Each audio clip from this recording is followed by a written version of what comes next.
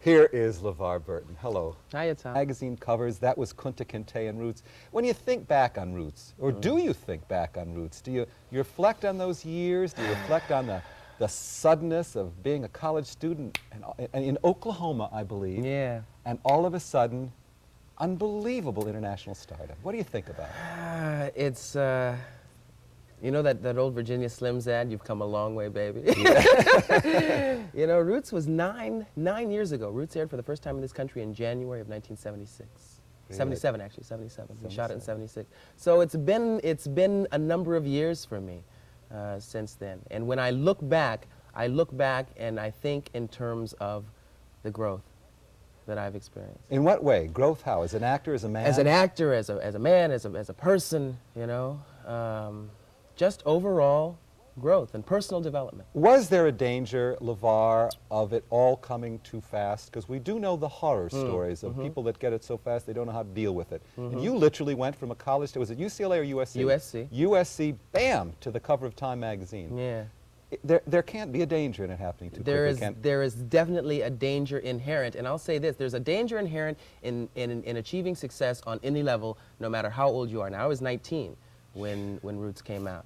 But when there's something that happens to the human being up here and in here, when you finally achieve something that you've put so much energy into, and when you get it, it takes you through changes.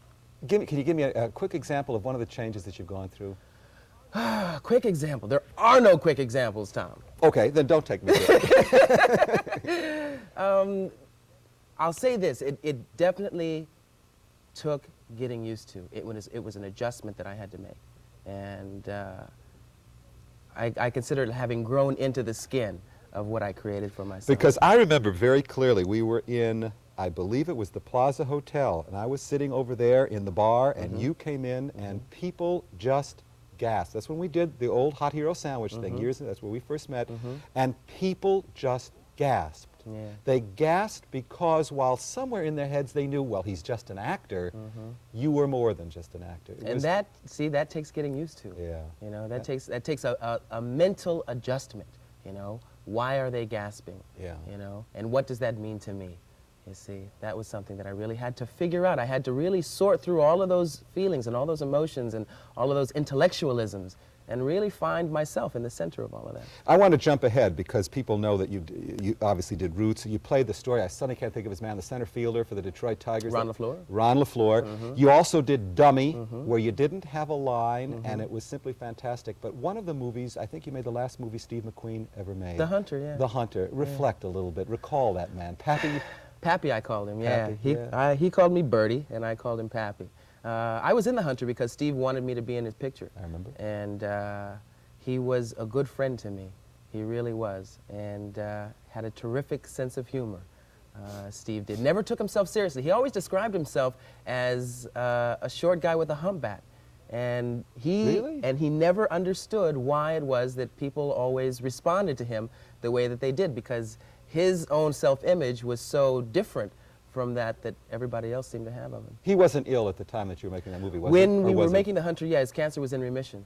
But he was feeling good. He was feeling good. He was getting up early in the morning and working out, and maintained his sense of humor throughout.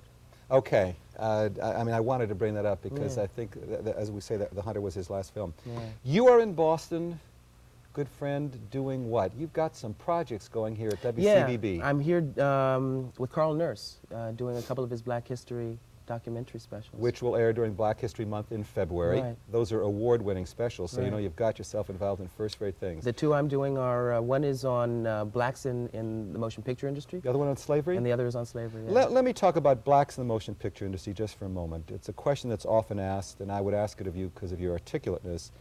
Are black men and women getting proper roles? Are they getting enough roles? Or is there still that tendency that if you and I were cast in a movie and one of us had to be an ex-con and the other one the attorney, inevitably you'll be the ex-con and I'll be the attorney? That tendency still does exist, yeah.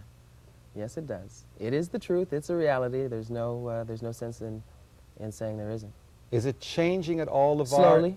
You see it in your own life changing? I am beginning to see it change in my own career. Okay. Yeah, I am. It's a slow process, but I'm here to tell you, I'm here for the duration. Attaboy. Yeah. Liberty is the name of a new project. Yeah. Tell us a little bit about that. Liberty is a You got 3-hour... some things going, Burton. Who can keep up with You know, this has been a great year for me. Oh. I have been working actually nonstop for 5.5 months, project to project. Isn't that fabulous? Yeah, it's been a real good one. Real good one. What's Liberty? Liberty is a 3-hour TV movie about the making of the Statue of Liberty. Ah. Stars George Kennedy, Carrie Fisher, Frank Langella, Chris Sarandon, and myself, coming out in April. On the making of the The making of the statue. It's kind of like Ragtime in the sense that you have historical figures kind of running around and meeting and greeting fictional characters. So Takes place in Europe?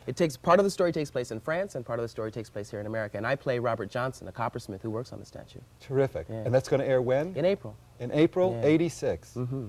Reading Rainbow. Now, the most important question I've asked. Have you done all the shopping that you've had to do for the women in your life? And I will attest to the fact that there are women in this man's life. I dined with him in Los Angeles with one of the women once upon a time. Not to get you into trouble, Bertie, old friend. Please don't. You haven't done all your shopping. No, I haven't. Do you Come wanna- on, this is what, December what? 16th, December, 17th? yeah. Oh man, come on, I've got at least 5 or 6 days.